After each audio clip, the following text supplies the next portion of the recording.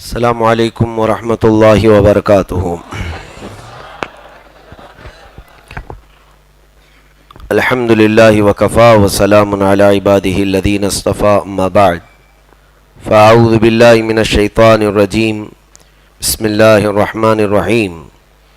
ان اللہ وملائکتہ یصلون علی النبی یا ایہا الذین آمنوا صلوا علیہ وسلموا تسلیما۔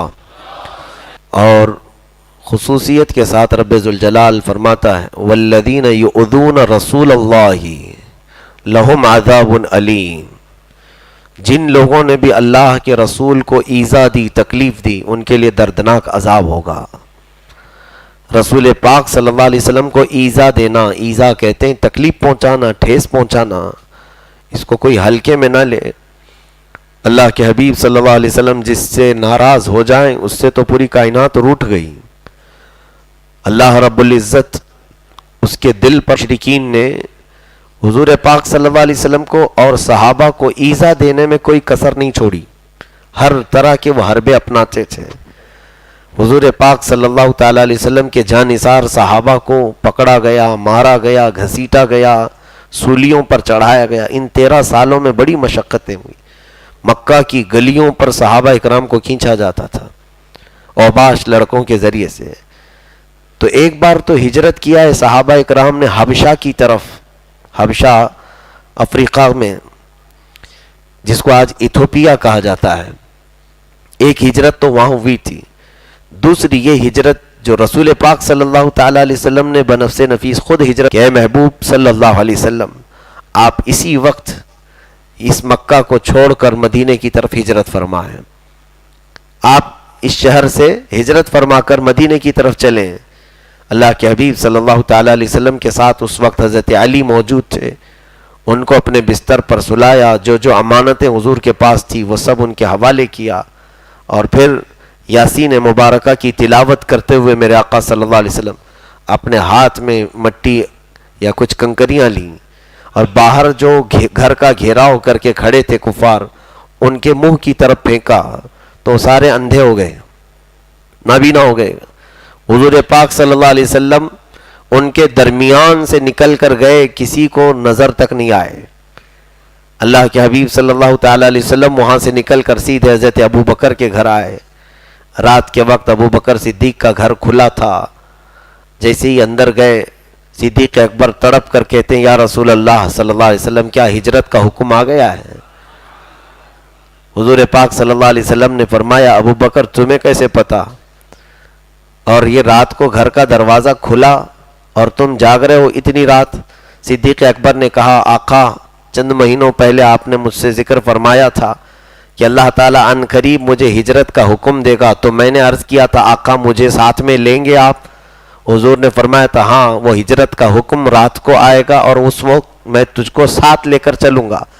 صدیق اکبر کہتے ہیں یا رسول اللہ صلی اللہ علیہ وسلم، اس دن سے آج تک میں نے گھر کا دروازہ بند ہی نہیں کیا، نہ جانے کب وہ ہجرت کا حکم آئے گا اور کب میرے آقا میرے گھر تشریف لائیں گے۔ آج ہماری قسمت بیدار ہوئی۔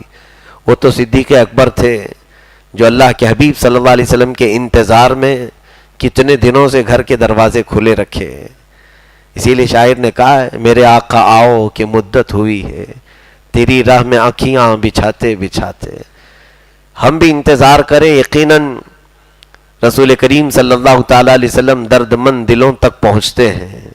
جس نے بھی انہیں محبت کے ساتھ یا غم کے ساتھ پکارا ہے میرے آقا تشریف لائے ہیں، سنا ہے آپ ہر عاشق کے گھر تشریف لاتے ہیں۔ یا رسول اللہ میرے گھر میں بھی ہو جائے چراغاں یا رسول اللہ۔ صدیق اکبر رضی اللہ تعالیٰ عنہ کو اس وقت ساتھ لے کر میرے آقا صلی اللہ تعالیٰ علیہ وسلم چلے، تو جو مدینے کا عام راستہ تھا اس راستے سے نہیں گئے، بلکہ کفار مکہ الرٹ ہو گئے تھے۔ رات کے وقت مکہ کے کفار جو قتل کے لیے آئے تھے گھر میں داخل ہوئے تو دیکھا وہاں حضور نہیں تھے، حضرت علی سوئے تھے، تو حضرت علی کو تو قتل نہیں کر سکتے تھے۔ واپس وہاں سے چلے گئے اور کسی نے ان سے کہا کہ اے لوگوں تمہارے درمیان سے محمد چلے گئے، تمہیں خبر بھی نہیں ہوئی؟ تو پورے مکہ میں ان لوگوں نے ناکہ بندی کروا دی، اعلان کروا دیا جو گرفتار کر کے لائے گا اسے 100 اونٹ انعام میں دیے جائیں گے۔ 100 اونٹ انعام میں دیے جائیں گے۔ عزیزوں، ایک ایک اونٹ کی قیمت اب بھی 1 لاکھ روپے تک کی آتی ہے۔ اس وقت بھی اونٹ ایک مہنگی سواری تھی، جس کے پاس اونٹ ہو وہ بہت ہی بڑا آدمی سمجھا جاتا تھا۔ 100 اونٹ کا انعام مکہ والوں نے کیا تو لالچی ہر جگہ گھومنے پھرنے لگ گئے۔ صدیق اکبر نے عرض کیا، آقا اس راستے سے نہیں جاتے جس راستے سے عام طور پر مدینے جاتے ہیں، میں ایک دوسرا پہاڑوں کا راستہ جانتا ہوں، پہاڑوں کے درمیان سے ہم نکلیں گے تاکہ وہ ہماری تلاش میں اس طرف نہ آئیں۔ رسول پاک صلی اللہ علیہ وسلم نے ان کے مشورے کو پسند فرمایا اور پہاڑی راستے کو اختیار کیا۔ وہ پہاڑی راستہ ایسا ہے، اللہ اکبر، ایک پہاڑ چڑھو پھر اترو، ایک پہاڑ چڑھو پھر اترو، پورا مکمل پہاڑیاں ہیں، مکمل پہاڑیاں، تھوڑا سا بھی سیدھا راستہ نہیں دکھتا۔ تو اس راستے میں ایک پہاڑ جس کو جبل ثور کہا جاتا ہے، اس پہاڑ کی اونچائی آج بھی تقریباً 5000 فٹ کی ہے۔ 5000 فٹ اونچا پہاڑ ہے۔ چڑھ کر کے آنے کے بعد اچھے اچھے نوجوانوں کی حالت خراب ہوتی ہے۔ صدیق اکبر نے عرض کیا، آقا ہم سفر بعد میں کرتے ہیں، میں اس پہاڑ پر ایک غار کو جانتا ہوں جس میں 2 لوگ رک سکتے ہیں، ہم وہاں پر قیام کرتے ہیں 1-2 دن، جب ان کی تلاش ٹھنڈی پڑ جائے گی تو آگے کا سفر کریں گے۔ اللہ کے حبیب صلی اللہ علیہ وسلم نے وہ بھی پسند فرمایا، چڑھنے لگے۔ تھوڑی سی تھکان کا احساس ہوا تو صدیق اکبر نے اپنے کندھے حضور کے لیے پیش کیے، آقا آپ میرے کندھوں پر سوار ہو جائیں۔ رسول کریم صلی اللہ علیہ وسلم کو اپنے کندھوں پر سوار کر کے صدیق اکبر وہ 5000 فٹ کی اونچائی طے کی ہے۔ ہم چڑھے تھے، پانی کی ایک بوتل ساتھ میں لے جانا بھاری پڑتا ہے، پھینک دیتے ہیں کہ بوجھ ہو رہا ہے، اوپر چڑھائی بہت ڈیفیکلٹ ہوتی، وہ بار نبوت کو اٹھا کر گئے تھے، اسی لیے صدیق کے مقام کو پوری امت میں کوئی پہنچ نہیں سکتا۔ اوپر جانے کے بعد وہ غار آج بھی موجود ہے، اتنا سا ہے کہ اس میں کھڑے نہیں ہو سکتے کوئی، 2 اگر بیٹھے ہوں تو فل پیک ہو جائے گا، 2 ہی کی جگہ ہے، پتھروں سے ڈھکا ہوا ہے۔ اور روایات یہ بتاتی ہیں کہ صدیق اکبر رضی اللہ تعالیٰ عنہ حضور صلی اللہ علیہ وسلم کے لیے اتنا الرٹ رہتے تھے، ہر چیز کی حفاظت، ہر چیز کی دیکھ بھال کرنا۔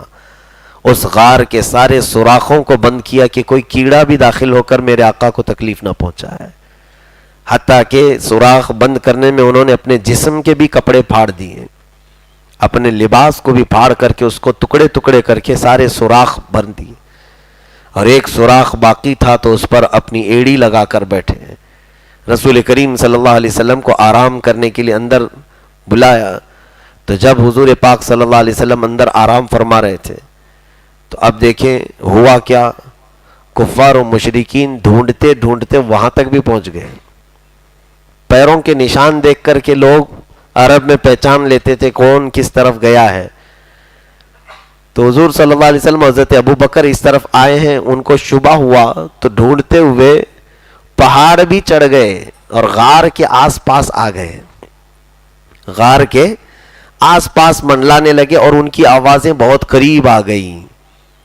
صدیق اکبر رضی اللہ تعالیٰ عنہ فرماتے ہیں کہ مجھے خوف سا ہونے لگا کہ اب یہ آئیں گے، یہاں سے پکڑ کر کے لے جائیں گے، پھر پتہ نہیں کیا کیا کیا جائے گا۔ تو حضرت ابو بکر کا سینہ ہلنے لگا، اللہ کے حبیب صلی اللہ علیہ وسلم نے ان کے سینے پر ہاتھ رکھا، بڑے ہی دھیمے انداز میں جو جملہ فرمایا وہ جملہ آج قرآن میں آیا ہے۔ اللہ کے حبیب صلی اللہ علیہ وسلم نے فرمایا، اذ اخرجہ الذین کفروا ثانی اثنین اذ ہما فی الغار اذ یقول لصاحبہ لا تحزن ان اللہ معنا۔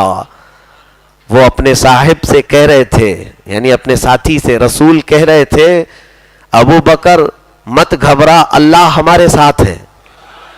یہ جملہ اتنا مضبوط تھا، لا تحزن ان اللہ معنا، غم مت کرو، ڈرو مت، اللہ ہمارے ساتھ ہے۔ تو حضرت ابو بکر کی وہ ہمت ہوئی اس کے بعد سے کہ پھر آپ کی آخری سانس تک بڑے بڑے ڈیسیزن منٹوں میں آپ لے لیا کرتے تھے۔ حضرت عمر کہتے ہیں صدیق اکبر کے سینے کو اللہ نے جتنا کشادہ کیا تھا، حضور کی وفات کے بعد 4 محاذ پر اکیلے لڑ رہے تھے، جیش اسامہ کی طرف، مرتدین کی طرف، جو زکوٰۃ کے منکرین ہوئے ان کی طرف، یمن کی طرف، ساری طرف اکیلے تنہا، اور مشورہ دینے کے لیے حضرت عمر آئے بھی تھے کہ ایک ایک بعد ایک ایک کام کریں گے، دھیرے دھیرے کریں گے۔ حضرت ابو بکر صدیق نے ان کو ڈانٹ کر کے کہا، عمر پہلے جو تمہارا جلال تھا وہ کہاں چلا گیا؟ تو صدیق اکبر رضی اللہ تعالیٰ عنہ کے سینے سے مکمل خوف ختم ہو چکا تھا۔ وہ برکت کیا تھی جو رسول اللہ نے غار میں ایک جملہ جو انہیں فرمایا تھا، مت ڈرو اللہ ہمارے ساتھ ہے۔ اور اللہ تعالیٰ جب حفاظت کرتا ہے تو کیسے حفاظت فرماتا ہے، دیکھیں کہ اس غار کے دروازے پر ایک کبوتری نے انڈے دیے اور مکڑی نے جال بن دیا۔ تو یہ علامت تھی کہ جہاں مکڑی جالا بنتی ہے تو انسان تو ہوں گے نہیں، کبوتری انڈے وہاں دیتی ہے جہاں انسانوں کی چلت پھرت نہیں ہوگی۔ تو کفار مکہ وہاں قریب تک آئے غار کے، جب انہوں نے یہ مکڑی کے جالے دیکھے اور کبوتری کے انڈے دیکھے تو آپس میں انہوں نے مشورہ کیا کہ اگر یہاں محمد اور ابو بکر آئے ہوتے تو یہ مکڑی کے جالے نہیں ہوتے، یہ تو بہت پرانے لگ رہے ہیں، بہت زمانے سے یہاں کوئی آیا نہیں ہے، کبوتری انڈے دے رہی ہے۔ تو یہ رب تبارک و تعالیٰ کا نظام تھا جو حفاظت کے لیے مکڑی کے جال کو رکھا، مکڑی کے جال سے حفاظت فرمایا، کبوتری کے انڈے سے حفاظت فرمایا۔ اب وہ وہاں سے پلٹ گئے، چلے گئے، حضور کو بھی نہیں دیکھے اور صدیق کو بھی نہیں دیکھے۔ یہ تو تفسیر کا ایک حصہ ہے، لیکن عشق کی داستان میں جب امام اہل سنت کی بارگاہ میں پہنچو ہو، بریلی کا تاجدار یوں کہتا ہے، کیوں عدو جان ہے جان کیا نظر آئے، کیوں عدو گرد غار پھرتے ہیں، وہ سوئے لالا زار پھرتے ہیں، تیرے دن اے بہار پھرتے ہیں۔ شعر سمجھانا پڑے گا، اعلیٰ حضرت کا شعر ہے، بہتوں کو تو باؤنس جاتا ہے۔ جان ہے جان کیا نظر آئے، سنیے، آپ زندہ ہیں، سارے لوگ مجھے سن رہے ہیں، سب سن رہے ہیں، اور زندہ ہونے کے لیے کیا چاہیے؟ جان ہونا چاہیے۔ آپ کے پاس جان ہے، میرا ہاتھ مجھے نظر آ رہا ہے، میرا پیر مجھے نظر آ رہا ہے، آنکھ کو بھی میں دیکھ سکتا ہوں کسی آئینے میں اپنی باڈی کے بہت سارے پارٹس دیکھ سکتا ہوں۔ میں آپ سے پوچھتا ہوں، تم کہہ رہے ہو جان ہے تمہارے پاس، وہ کہاں ہے؟ آپ کے پاس جان ہے، وہ جان کہاں ہے؟ کہاں ہے؟ کیسی رہتی ہے؟ کیسی رہتی ہے؟ دکھائی پڑتی ہے؟ نہیں دکھائی پڑتی، سب کو معلوم ہے جان ہے، چل رہا ہے پھر رہا ہے، اس کا مطلب جان ہے۔ کسی سے بھی پوچھیں جان کہاں ہے تو وہ بتا نہیں پائے گا۔ اعلیٰ حضرت فرماتے ہیں جان ہے جان کیا نظر آئے، رسول کریم صلی اللہ علیہ وسلم جانے کائنات ہیں۔ جب تمہیں اپنی جان نظر نہیں آتی تو کائنات کی جان کو اللہ جب چاہے چھپا دے گا۔ کیوں عدو گرد غار پھرتے ہیں، تم غار کے ارد گرد دشمنوں کیوں پھر رہے ہو؟ وہ جانے کائنات ہے، تم کو جان کہاں نظر آئے گی؟ تو رسول کریم صلی اللہ تعالیٰ علیہ وسلم کی حفاظت فرمائے بہت، یعنی ان چیزوں سے۔ اب اس کے بعد کچھ واقعات وہاں جو پیش آئے، جیسے روایات یہ بتاتی ہیں کہ بہت پرانے زمانے سے ایک سانپ وہاں پر رہتا تھا، اور پرانی کتابوں میں یہ روایات موجود ہیں کہ اللہ کا آخری نبی جس زمین پر آئے وہ پتھریلی زمین، پہاڑیوں کی زمین، اور پھر وہ وہاں سے ہجرت کر کے ایک کھجوروں والی زمین پر جائے گا، اور بیچ میں ایک پہاڑ پر غار ہے، اس میں 3 دن قیام کرے گا۔ یہ پرانی کتابوں میں موجود ہے، پہلے کی کتابوں میں۔ تو ہمیں روایات یہ بتاتی ہیں تفسیر کی کہ سانپ نے وہ پرانی کتابوں کی روایات سنی تھی کہ آخری نبی آئیں گے اس زمین پر، اور سانپوں کی عمر کبھی کبھار 1000 سال کی ہوتی ہے، بڑی لمبی عمر کے بھی۔ تو وہ اس کئی سالوں سے وہ انتظار میں تھا کہ آخری نبی اگر وہ اسی جگہ سے گزریں گے تو ایک بار میں ان کی زیارت کروں گا۔ اب وہ موقع آ گیا، کیونکہ یہ تو انسان ہے جو بدبخت ہو جاتا ہے، جانور جتنے بھی ہیں وہ اللہ کے نبی کو پہچانتے ہیں۔ اللہ کے رسول صلی اللہ علیہ وسلم نے یہی تو فرمایا کہ جانور مجھے دھوکہ نہیں دیتے۔ انبیاء اکرام علیہ السلام کی تعظیم کرتے ہیں جانور بھی، اسی لیے مفتی اعظم ہند رضی اللہ تعالیٰ عنہ کی وہ بات مشہور ہے، سرکار مفتی اعظم ہند کے سامنے کسی نے ایک کتا جا رہا تھا، کہا یہ دیکھو یہ وہابی ہے، گستاخ رسول. آپ نے منع کیا سختی سے، ہرگز مت کہو اس طرح سے، کیونکہ کتا گستاخ رسول نہیں ہو سکتا. جانوروں میں کوئی بھی رسول کی توہین کرنے والے نہیں ہیں. ہاں وہ انسان ہیں جو کبھی کبھار جانوروں سے زیادہ گر جاتے ہیں، کچھ ہے اس میں. تو یہاں پر سانپ جو کافی دنوں سے انتظار میں تھا، اب جو موقع آیا تو اس غار کے قریب وہ منڈلاتے ہوئے آیا کہ اندر داخل ہو جاؤں، وہ چہرے جمال جہاں آرا کو دیکھوں، لیکن دیکھا کہ ہر سوراخ بند ہے، کہیں سے داخلے کا کوئی راستہ صدیق نے چھوڑا ہی نہیں ہے. اور ایک جو بچا تھا تو اس پر تو اپنا پیر لگا کر بیٹھے ہیں. تو سانپ نے سوچا کہ انہی کو ڈس لوں، یہ ہٹائیں گے تو داخل ہو جاؤں. جانتے ہیں کہ اللہ تبارک و تعالیٰ کے جو محبوب ہوتے ہیں انہیں بھی جانور ایذا نہیں دیتے، لیکن کوئی تو حکمت ہوگی. یعنی وہ سانپ بھی اتنا جانتا ہوگا، ڈسوں گا، اندر شفا دینے والا رسول تو ہے. زہر کا اثر تو ہو گیا، پیر میں چڑھ گیا زہر. صدیق اکبر ہٹا نہیں رہے، پیر پیلا پڑ گیا تھا پھر بھی نہیں ہٹائے. اتنا درد شدت سے بڑا پرانا سانپ اگر کاٹ رہا ہو، رسول پاک صلی اللہ علیہ وسلم کی آنکھ مبارک کھل گئی. پوچھا کیا ہوا ابو بکر؟ کہتے ہیں لدغت الحیۃ یا رسول اللہ صلی اللہ علیہ وسلم، سانپ مجھے لگ رہا ہے کاٹ رہا ہے. اور آپ کے چہرے کے آثار بدلے ہوئے تھے. اللہ کے حبیب صلی اللہ علیہ وسلم نے فرمایا تو پیر ہٹا دو. کہا نہیں یا رسول اللہ، وہ ایذا دے گا، آپ کو تکلیف نہ پہنچائے.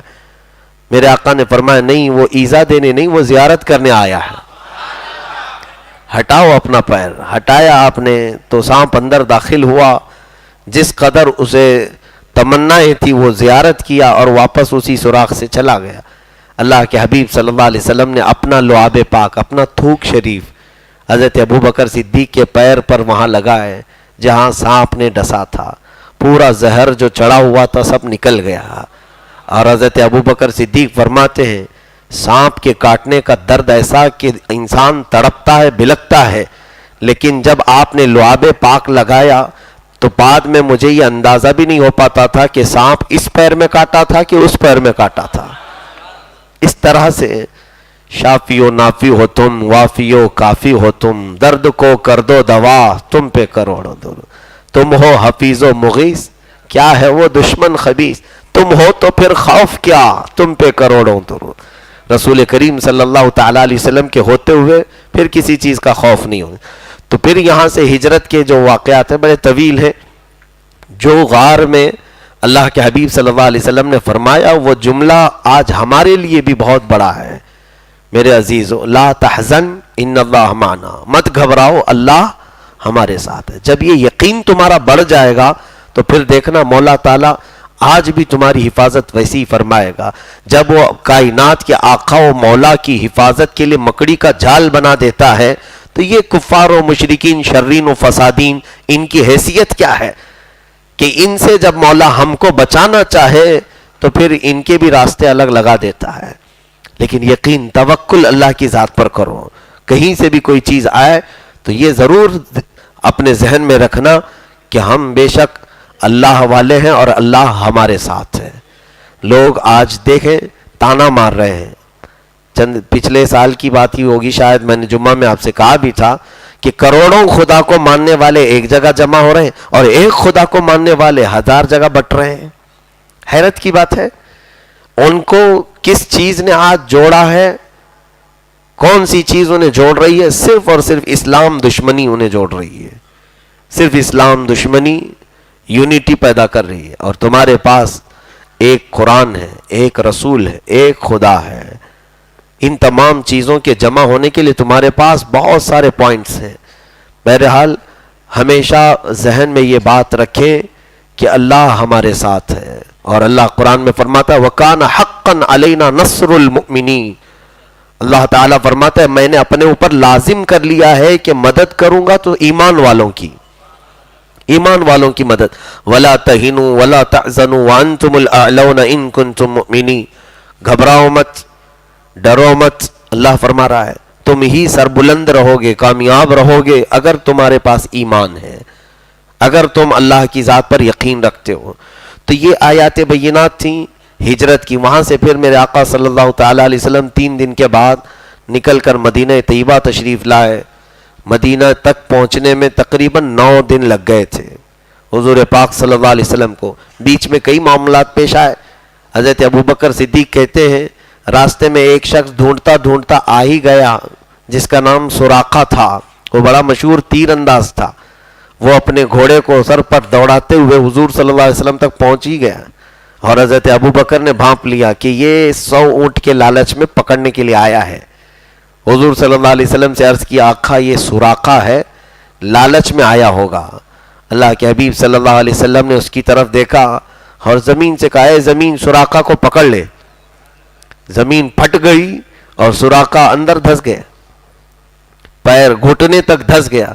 تو پہلی مرتبہ یہ رسول پاک کا جلال دیکھا کہ زمین کو حکم دینا تھا کہ زمین پھٹ گئی اور زمین نے پکڑ لیا۔ اس کے بعد وہ تیر کمان نیچے پھینک دیا اور کہا اے محمد صلی اللہ علیہ وسلم تم شریف ابن شریف ہو، کریم ابن کریم ہو، آپ بھی شریف ہیں، آپ کے والد بھی شریف، آپ کے دادا بھی شریف۔ حضور کی تعریف میں وہ الفاظ کہنے لگا، کہا مجھے معاف کر دو میں واپس چلا جاؤں گا۔ رسول کریم صلی اللہ علیہ وسلم نے فرمایا اے زمین چھوڑ دے سراقہ کو۔ زمین کھل گئی، پھر وہ وہاں سے نکل گئے۔ جسے وہ چاہیں پکڑوا دیں، جسے وہ چاہیں آزاد کر دیں۔ اس کے بعد سراقہ کو جانا تھا، حضور نے آزاد کر دیا ہے، لیکن لالچ بڑی خطرناک چیز ہے جب کسی انسان کے نفس پر حاوی ہو جاتی ہے۔ موت تک بھی انسان کا یہ ساتھ نہیں چھوڑتی لالچ۔ دوبارہ اس کی نیت پھر سے یہ ہوئی کہ ایک بار اور دیکھ لوں، پھر وہ دوسری طرف سے آ کر قریب آ گیا، حملہ کر کے پکڑنا چاہتا تھا۔ پھر رسول کریم صلی اللہ علیہ وسلم نے سراقہ کی طرف دیکھا، کہا کہ ایک بار آزاد کیا پھر آ رہا ہے، پھر کہا اے زمین سراقہ کو پکڑ لے۔ زمین پھٹ گئی، اب کمر تک دھس گیا۔ جو جیتے جی کمر تک دھس جائے، ہونا یہ چاہیے کہ زندگی کے سارے پاپ اس کے یاد آ جائیں اور پھر توبہ کر لے ہمیشہ کے لیے۔ لیکن لالچ جب غلبہ کر جاتی ہے تو جلدی توبہ بھی نہیں ملتی۔ سراقہ نے پھر رونا شروع کیا، معاف کر دو معاف کر دو۔ اور میرے آقا کی سنت کریمہ ہے ہی کہ جب کبھی ان کا کوئی امتی 1000 بار بھی غلطیاں کر کے واپس پھر پکارتا ہے تو وہ رحم کا دریا پھر سے بہاتے ہیں۔ آپ نے پھر معاف کیا اور کہا اے زمین سراقہ کو چھوڑ دے۔ یہ دوسرا مرتبہ، دوسرا ٹائم تھا۔ دوسری بار سراقہ واپس جاتے جاتے تھوڑی دیر کے بعد سوچا ایک بار اور ٹرائی کر لوں اور ایک بار دیکھ لوں۔ تیسری مرتبہ رسول کریم صلی اللہ علیہ وسلم کے قریب وہ ایک درخت کی اوٹ میں چھپ کر حملہ کرنے کا ارادہ کیا۔ صدیق اکبر نے پھر عرض کیا آقا یہ مانتا نہیں ہے، یہ پھر سے آ رہا ہے، اس کا ارادہ غلط لگتا ہے۔ رسول کریم صلی اللہ علیہ وسلم نے پھر مخاطب فرمایا، کہا اے زمین سراقہ کو پکڑ لے۔ پھر زمین کا کھل جانا تھا کہ اب گردن تک دھس گیا۔ حضور پاک صلی اللہ علیہ وسلم نے اب سمجھانے کے اعتبار سے یوں فرمایا اے سراقہ مجھے معلوم ہے تجھے 100 اونٹ کی لالچ نے یہاں تک لائے، تو 100 اونٹ کی لالچ میں یہاں تک آیا ہے، چھوڑ دے توبہ کر لے۔ قیصر و کسریٰ کو جانتا ہے؟ قیصر و کسریٰ کون ہے جانتے؟ اس وقت کے سپر پاور دنیا کے، جیسے آج امریکہ کو سمجھا جا رہا ہے یا نہیں وہ بات کی بات ہے، سمجھا جاتا ہے۔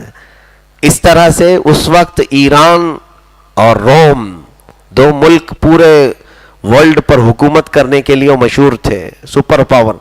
ایران کے بادشاہ کو کسریٰ کہا جاتا تھا اور روم کے بادشاہ کو قیصر کہا جاتا تھا، اور ان کے پاس جو قیصر و کسریٰ کے کنگن ہوتے تھے، یعنی وہ اپنے ہاتھوں میں سونے کے کنگن پہنتے تھے جو دنیا میں کسی کے پاس نہیں ہوتے تھے، اس میں قیمتی ہیرے جڑے ہوتے تھے اور سونے کے کنگن ہوتے تھے۔ اور واللہ عالم وہ کیوں پہنتے تھے، ویسے تو کنگن عورتیں پہنتی ہیں لیکن وہ بادشاہوں کے لباس میں شاید تھا اس لیے پہنتے تھے۔ اللہ کے حبیب صلی اللہ علیہ وسلم اس وقت جو چیز مشہور ہوگی اس لیے اس کا ذکر فرمایا، کہا اے سراقہ قیصر و کسریٰ کو جانتا ہے؟ کہا ہاں، وہ دھسا ہوا ہے گردن تک. کہا یہ 100 اونٹ کی لالچ میں تو یہاں تک آیا، تو کلمہ طیبہ پڑھ، میں تیرے ہاتھ میں قیصر و کسریٰ کے کنگن دیکھ رہا ہوں. یہ بالکل بہت الگ بات تھی. کہاں قیصر و کسریٰ بادشاہ اور ان کے کنگن ایک عام آدمی کے لیے. حضور صلی اللہ علیہ وسلم نے جب یہ فرمایا کہ میں تیرے ہاتھ میں قیصر و کسریٰ کے کنگن دیکھ رہا ہوں، تو سراقہ رونے لگا. اور اس کے بعد اللہ کے حبیب صلی اللہ علیہ وسلم نے پھر آزاد کروایا، زمین کو حکم دیا، زمین کھل گئی، نکل آئے، اور اس کے بعد کلمہ طیبہ پڑھ کر داخل اسلام بھی ہوئے ہیں. یہ میرے آقا کی رحمت کاملہ دیکھیں. ادھر حضرت موسیٰ علیہ السلام کے ساتھ بھی ایسا ہوا تھا. قارون حضرت موسیٰ علیہ السلام پر الزام لگانے کے لیے ایک عورت کو لایا تھا، اور جب وہ ثابت ہو گیا کہ اس نے عورت کو سکھا کر محفل میں لایا ہے، زکوٰۃ اس کو دینا نہیں تھا، اسی لیے یہ سارے چال چلا. موسیٰ علیہ السلام نے بھی کہا تھا کہ اے زمین قارون کو نگل جا، تو زمین پھٹ گئی اور قارون دھستا گیا. اور وہ بہت رویا، بہت چلایا، اور اس کے بعد یہ بھی کہا اے موسیٰ کیا تو میرے خزانوں پر قبضہ کر لے گا مجھے دھسا کر؟ تو موسیٰ علیہ السلام نے تھوڑی دیر کے لیے اس کو رکایا، اے زمین رک جا، پورا نہ نگل، پہلے اس کے خزانوں کی طرف دیکھ کر کے فرمائے موسیٰ علیہ السلام زمین پہلے اس کے خزانوں کو نگل جا. اس کے پورے خزانے ریت کی شکل میں ہو گئے. آج بھی وہ بحیرہ قارون سے مشہور ہے مصر میں، سارے کے سارے زمین بوس ہو گئے. اس کے بعد پھر قارون کی طرف حکم دیا، زمین کو حکم دیا موسیٰ علیہ السلام نے کہ اب اس کو نگل جا. وہ نگل گئی زمین، وہ چیختا رہا، چلاتا رہا. ایک بار جو جلال موسیٰ طاری ہوا تو اسے ختم ہی کر دیا. اور میرے آقا صلی اللہ علیہ وسلم کی شان کریمی یہ ہے کہ اگر ان کے قتل کے لیے کوئی آیا ہے یا پکڑنے کے لیے آیا ہے، پھر بھی اگر وہ معافی مانگے تو میرے آقا اسے معاف کرتے ہیں.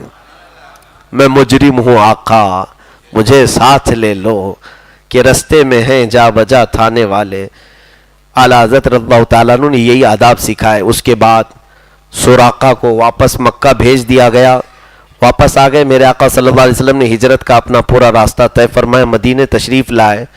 اب حضور صلی اللہ علیہ وسلم کی وفات کے بعد صدیق اکبر کی بھی وفات ہوئی، پھر حضرت عمر فاروق کی خلافت قائم ہوئی. تقریباً حضور صلی اللہ علیہ وسلم کی وفات کے 6 سال بعد تب ایران بھی اسلامی مملکت میں آ گیا تھا. ایران بھی فتح ہو گیا، یعنی فارس تھا پہلے، اور پھر روم بھی فتح ہو گیا. ملک روم بھی فتح ہوا، ایران بھی فتح ہوا، یہ حضرت عمر کے زمانے میں. لیکن ہوا یہ کہ حضرت سراقہ رضی اللہ تعالیٰ، اب وہ صحابی ہیں، بڑے ادب سے نام کر لیتے ہیں، وہ بہت بیمار ہوئے. لوگ ان کی عیادت کے لیے آنے لگے، بہت بیمار ہوئے، ایسا لگتا تھا کہ اب ان کا آخری وقت ہے.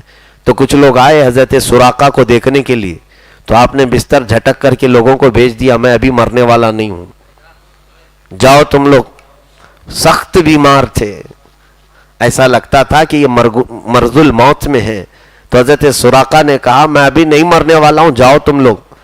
تو لوگوں نے کہا اے سراقہ ایسی بات کیوں کر رہے ہو؟ کہا اس لیے کہ اللہ کے رسول نے فرمایا تھا کہ میرے ہاتھ میں قیصر و کسریٰ کے کنگن آنے والے، ابھی تک آئے نہیں تو میں مروں گا بھی نہیں. رسول پاک کی بات پر اتنا کامل یقین ہوا کرتا تھا. پھر وہی چند دنوں کے بعد جب ایران فتح ہوا اور ملک روم فتح ہوا تو وہاں کے بادشاہوں کو قیدی بھی بنایا گیا. تو وہاں کا سارا جو کچھ بھی مال تھا وہ مال غنیمت کے طور پر مدینے لایا گیا. تو اس لائے ہوئے مال میں وہ کنگن بھی آئے تھے. حضرت عمر فاروق رضی اللہ تعالیٰ عنہ کے پاس جب پیش کیے گئے، کہا کہ یہ دنیا کے سپر پاور بادشاہوں کے کنگن ہیں.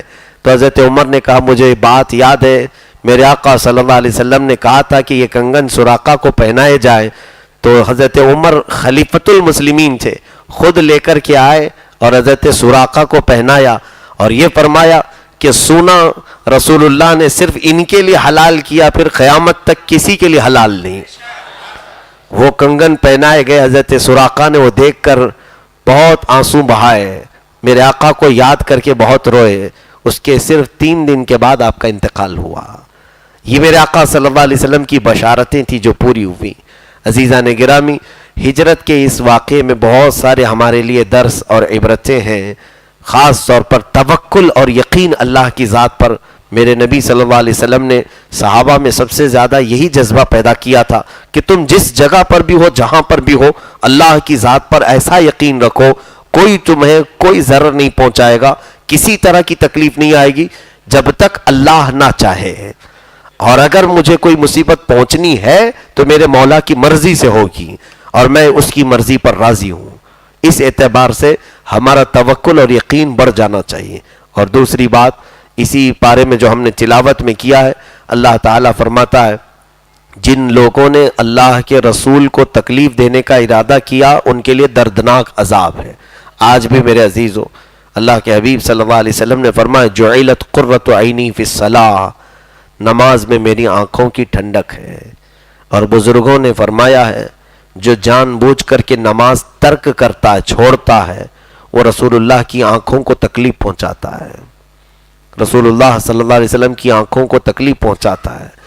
تو پھر آیت یہی کہتی ہے کہ جو رسول اللہ کو جان بوجھ کر ایذا پہنچانے کی کوششیں کرتا ہے، چاہے وہ اپنے عمل سے یا اپنی زبان سے، پھر اس کے لیے دردناک عذاب ہے۔ وَلَهُمْ عَذَابٌ عَلِيمٌ، اللہ فرماتا ہے۔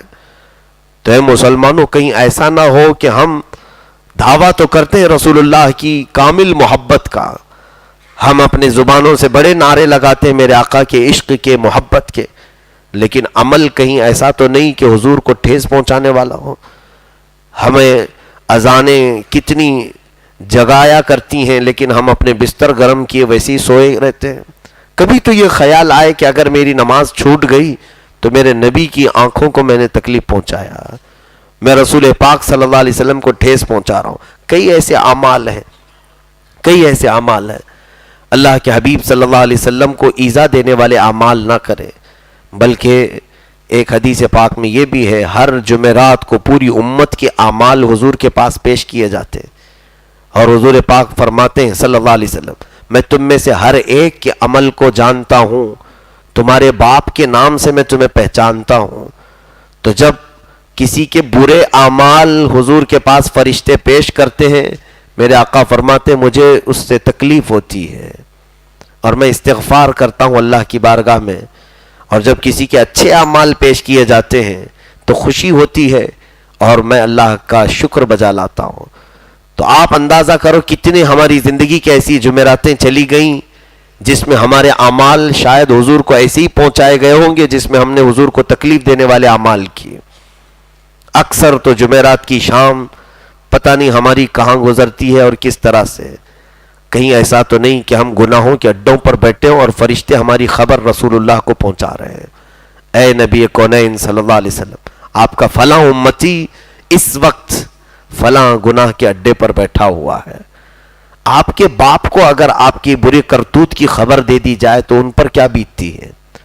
آپ اپنے آپ کو محسوس کرو کہ جب آپ بڑے ہو جائیں، آپ کے بچے کے بارے میں کوئی آ کر کے آپ کو خبر دے کہ تمہارا بچہ بے حیائی کے اڈے پر تھا، تو تمہیں کیسے اندازہ، کیسی کیفیت ہوگی؟ میرے عزیزو، بلا تشبیہ و بلا تمثیل، یہ تو باپ اور بیٹے کی محبت الگ ہے۔ جہاں باپ اپنے بیٹے کو بھول جاتا ہے وہاں پر بھی وہ سرور کائنات اپنی امت کو فراموش نہیں کرتے۔ میرے آقا صلی اللہ تعالی علیہ وسلم قیامت کے دن تو آپ کے متعلق فرمائے گئے عزیز بچے کو ماں جس طرح تلاش کرے خدا گواہ ہے یہی حال آپ کا ہوگا۔ جہاں قیامت کے دن ماں بھول جاتی ہے اپنے بیٹے کو، پہچاننے سے انکار کرتی ہے، دنیا میں تو تھا میرا بیٹا، یہاں نہیں، مجھے میرے اعمال کی پڑی ہے۔ باپ نہیں جانتا ہے یوم یفر المرء من اخیہ وامہ وابیہ وصاحبتہ وبنیہ، اللہ فرما رہا ہے یہ وہ دن ہے جب بھائی بھائی سے بھاگ رہا ہوگا اور بیٹا اپنے ماں باپ سے دور بھاگ رہا ہوگا اور اپنے دوستوں سے جان چھڑا رہا ہوگا۔ ایک سرور کائنات صلی اللہ علیہ وسلم کی ذات ہے، فرماتے ہیں میں ڈھونڈ ڈھونڈ کر کے اپنے امتیوں کو لا رہا ہوں گا، کبھی ان کو حوض کوثر کے پاس ہاتھ پکڑ کر کے لا کر جام کوثر پلا رہا ہوں گا، کبھی میرے آقا ان کے میزان عمل پر تولے جانے والے اعمال کے پاس کھڑے ہو کر ان کے اعمال کو بڑھانے والا معاملہ فرما رہے ہوں گے، کبھی پل صراط کے پاس امت کو آسانی سے گزارنے کی دعا کر رہے ہوں گے۔ میرے عزیزو، جس رسول کریم صلی اللہ تعالی علیہ وسلم نے ہمارے لیے دنیا میں بھی رو رو کر کے دعائیں کی ہیں، رو رو کر کے۔ حضرت عائشہ فرماتی ہیں رات میں جب میرے آقا کھڑے ہوتے تھے پیروں میں سوجن آ جاتی تھی، کپڑا گرم کر کے حضرت عائشہ سینکتی تھی پیر نرم کرنے کے لیے، کثرت سے رات بھر کیوں نماز پڑھتے ہیں اتنی زیادہ میرے آقا، آپ تو بخشے بخشا ہیں، آپ معصوم ہیں۔ حضرت عائشہ جب پوچھتی تو میرے آقا فرماتے اے عائشہ میری امت کے لیے میں کرتا ہوں کہ اللہ کو میں راضی کر لوں، اس لیے کہ میری امت مجھے نہیں پہچانتی، وہ بھول جائے گی دنیا حاصل کرتے کرتے۔ سچ فرمائے میرے آقا صلی اللہ علیہ وسلم نے، آج ان کی امت انہی کو فراموش کر کے نہ جانے دنیا کے ایسے نیچ لوگوں کو اپنا آئیڈیل اور ماڈل بنا کر گھوم رہی ہے۔ عزیزان گرامی وقار، مصطفیٰ کریم صلی اللہ علیہ وسلم کو ایذا دینے والا کوئی بھی عمل نہ ہو، نہ زبان سے، نہ عمل سے، نہ ہمارے دوسرے کردار سے۔ توبہ کر لیں، اس لیے کہ زندگی بہت جلدی ختم ہو جائے گی۔ اور ایک بات یاد رکھیں، اگر آپ سنی ہیں، مومن ہیں، مسلمان ہیں، تو میں اتنی بات ضرور جانتا ہوں کہ ہم بچپن سے ایک بات دیکھتے ہیں کہ جب بھی کسی مسلمان کا جنازہ اٹھایا جاتا ہے تو تقریباً اسے سجانے میں ویسے ہی کیا جاتا ہے جیسے دولہے کو سجایا جاتا ہے۔ کیا فرق ہوتا ہے؟ بس اتنا ہے کہ یہ سلے ہوئے کپڑے پہنتا ہے دولہا، اور یہ بنا سلے ہوئے لیکن نئے ہی پہنتا ہے۔ میت مردہ نئے کپڑے ہی پہنتا ہے، تمام تر اس کو خوشبوئیں لگائی جاتی ہیں، اسے سرما لگایا جا رہا ہے، اسے نہلایا جا رہا ہے، اور پھر اتنا ہی نہیں بلکہ اس پر پھول چادریں بھی ڈالی جا رہی ہیں۔ ایک بزرگ سے ہم نے سوال کیا تھا کہ میت کو اس قدر اہتمام کے ساتھ کیوں لے جایا جاتا ہے، تو انہوں نے بڑا پیارا جواب دیا، فرمایا اس لیے کہ وہ آج دیدار رسول کے لیے جا رہا ہوتا ہے۔ قبر میں اسے رکھا جاتا ہے تو میرے آقا آنے والے ہوتے ہیں، تو مصطفیٰ کو دیکھنے کے لیے جا رہا ہے تو دولہا بن کے نہ جائے گا۔ یہ تو عشق والوں کی بات ہوئی میرے عزیزو۔ اور جب تمہارا یہ وجدان ہے، یقین ہے کہ تم قبر میں جاتے ہی میرے مصطفیٰ کی زیارت کرو گے، تو پھر اپنے اعمال کی طرف توجہ دو کہ کون سا چہرہ لے کر جاؤ گے رسول پاک صلی اللہ تعالیٰ علیہ وسلم کو دکھانے کے لیے۔ میرے آقا صلی اللہ تعالیٰ علیہ وسلم کی بارگاہ میں ہمیں قبر میں بھی منہ دکھانا ہے اور آخرت میں بھی منہ دکھانا ہے۔ اس لیے دنیا داروں کی یہ تمام برے اعمال کی پیروی ہرگز نہ کرو، یہ وقتی ہیں، یہ ختم ہو جائیں گے۔ اللہ رب العزت ہماری قوم کو اصلاح اور ہدایت کی توفیق عطا فرمائے۔ رسول مختار صلی اللہ تعالیٰ علیہ وسلم کو ایذا دینے والے اعمال سے ہم سب کی حفاظت فرمائے۔ مولا کریم قرآن عظیم کی ہر آیت پر ہمیں عمل کی توفیق عطا فرمائے، اور قرآن عظیم کی برکتوں سے ہمارے دلوں میں نور پیدا فرمائے۔ وآخر دعوانا ان الحمد للہ رب العالمین۔ السلام علیکم۔